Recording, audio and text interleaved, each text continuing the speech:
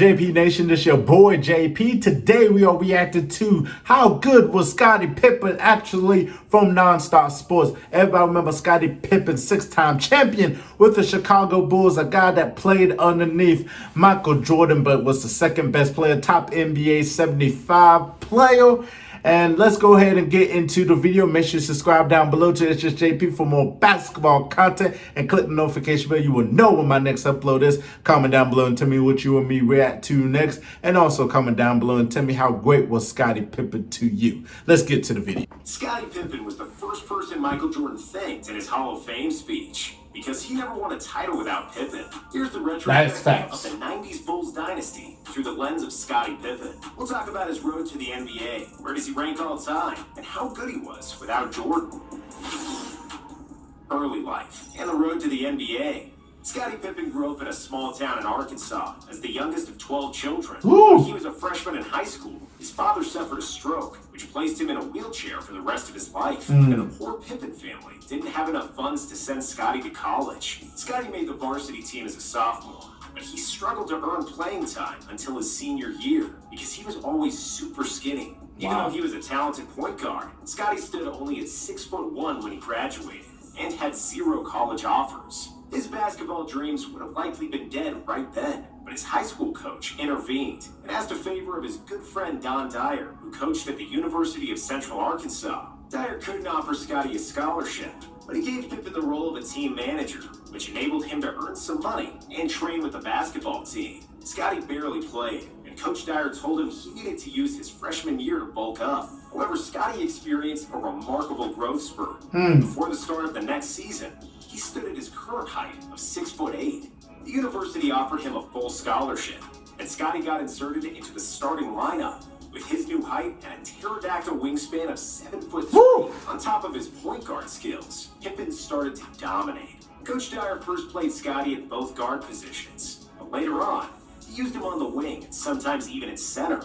Because of that, Pippen began developing the all-around game that later made him famous in the NBA. Scottie also gained weight and strength, and he finished his senior year with the averages of 24 points, 10 rebounds, and 4.5 assists on 60% shooting. However, because Central Arkansas competed in the lowly NAIA division, Pippen was a hidden gem, and many GMs figured he wouldn't be able to replicate that output in the NBA. The Bulls' Jerry Krause was not one of those GMs, and he wanted Pippen badly. In the 1987 NBA draft, Scottie was selected 5th overall by Seattle, but Krause then traded Chicago's 8th pick and multiple future picks to get Pippen, which proved to be one of the smartest decisions of his career, adapting to the NBA and the Pistons' Roadblock. Until the arrival of Pippen and Horace Grant for the 1987-88 season, the Chicago Bulls were a one-dimensional team that depended heavily on one player, Michael Jordan.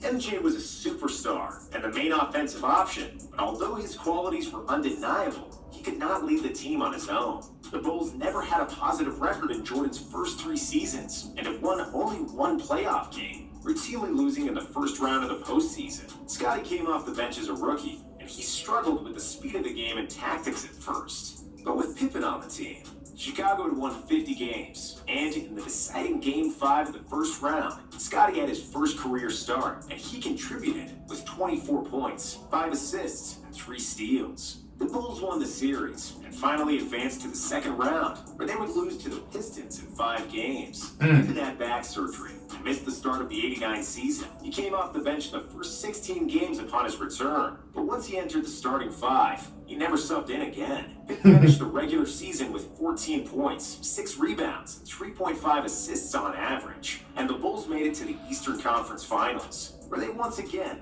lost to the Pistons. In 1990, Phil Jackson became the head coach. The Bulls won 55 games, and Pip displayed an excellent all-around game. He improved in all statistical categories and was named an All-Star. In the playoffs, the Bulls reached the Eastern Conference Finals for the 2nd season in a row, but again lost to old acquaintances from Detroit, this time in 7 games. Pippen played great for the entire playoffs, but in the crucial Game 7, he complained of having terrible migraines and ended up scoring 2 points on 1 for 10 of shooting. Jordan, who wasn't accustomed to not trusting his teammates, was not too pleased with Scottie and didn't fully believe in his headaches. But that would all soon change. three-peat.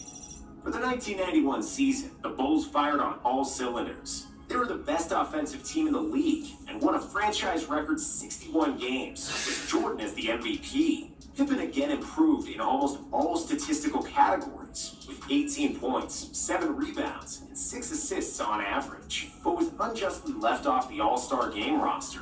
In the playoffs, Pippen's numbers improved again, and he played the most suffocating defense in the entire NBA, outside of maybe Dennis Rodman. The Bulls finally got their revenge on the Pistons, sweeping Detroit in the Eastern Finals, which ended in the famous Pistons walk-off without the congratulatory handshakes. In the finals, the Bulls played against the Lakers and Magic Johnson, who was playing in his 9th finals. Crazy. While Jordan was absolutely spectacular in that series offensively, it was Pippen's defense on Magic that made a big difference and gave the Bulls a lot of fast break points. In the 5th game, Pip led both teams in scoring with 32 and rebounding with 13, along with 7 assists and 5 steals. And the Bulls had won the first title in franchise history.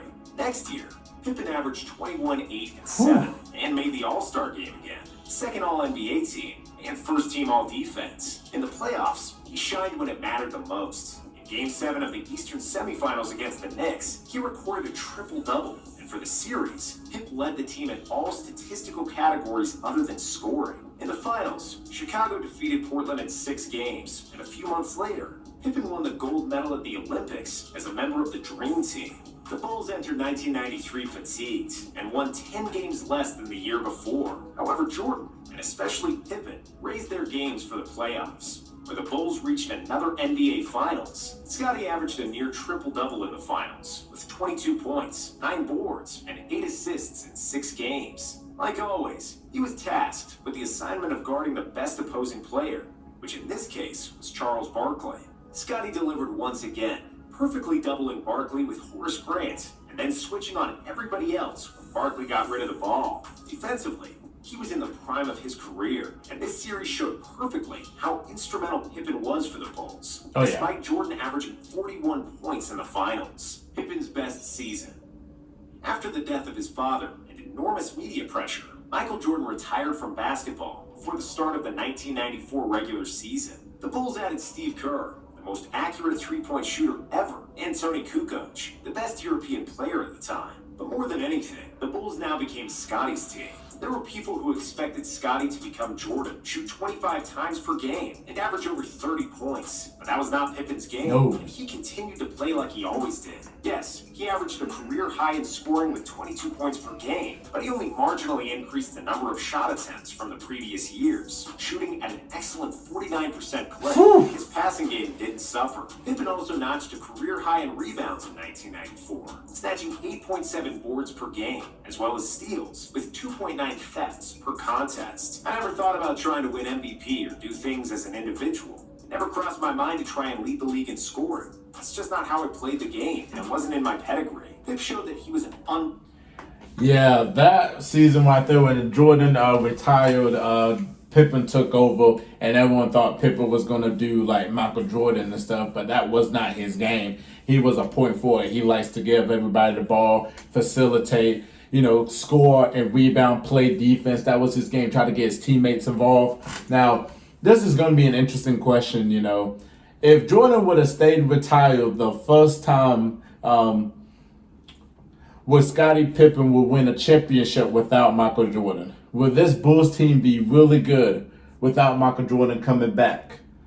It's a hypothetical question. I just want to know in the comments. Would Pippen win a championship with the Bulls if Michael Jordan never came back and still played baseball? Please let me know in the comments.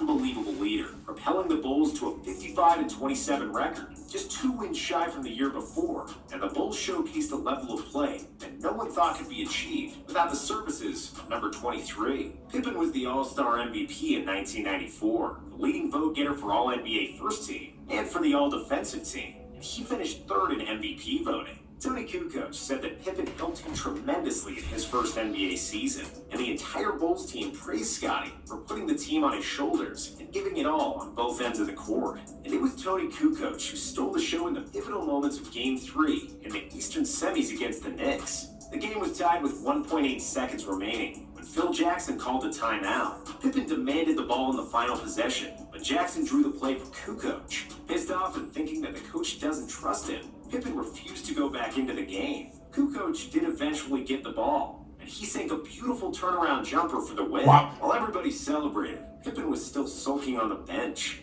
He apologized to everybody when they got back to the locker room, and this was the only dark moment of Pippen's phenomenal season. The series was eventually decided in Game 7, during which Pippen scored arguably the most disrespectful dunk in NBA history over Ewing. Yes. Ewing would have the last laugh, and the Knicks won the game and would later go on to the finals. In 1995, Pippen had virtually identical numbers as the year before. He led the league in steals and made the first-team All-NBA and first-team All-Defense. But the season will forever be remembered by the I'm-back return of Michael Jordan. However, Jordan wasn't as effective as before. And also the Bulls lost Horace Grant, who was their best rebounder and interior defender. And Chicago lost to Orlando in the conference semis. Second three-peat.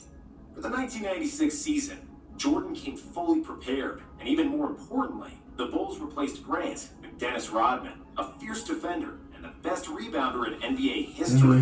With their new big three and an excellent supporting cast, the Bulls won an NBA record 72 games and steamrolled through opponents to win their fourth NBA title. In 1997, it was much the same. Pippen scored a career-high 47 points against the Nuggets. The Bulls dominated the regular season with 69 wins and had very little trouble on their way to another NBA Finals. But in the finals, Stockton Malone-led Utah proved to be extremely tough, and the Bulls never scored 100 points in the series. Pippen tied the finals record in Game 3 with 7 made threes, and in Game 5, Jordan managed to give the Bulls a 3-2 lead with the infamous flu game, after which he collapsed into Pippen's arms. In Game 6, Pippen made one of the biggest plays of his career, with Chicago up by 2 and 5 seconds left. Scottie stole the inbounds pass, dove on the floor, and passed the ball to Jokić for a game-winning dunk and the championship. Next year, which was thoroughly described in the Last Dance documentary, Pippen deliberately delayed surgery and missed the first half of the season due to a quarrel with the Bulls GM, Jerry Krause, who wanted to trade Scottie on several occasions and wouldn't restructure his contract when it was clear that Pippen was the most underpaid player in the league.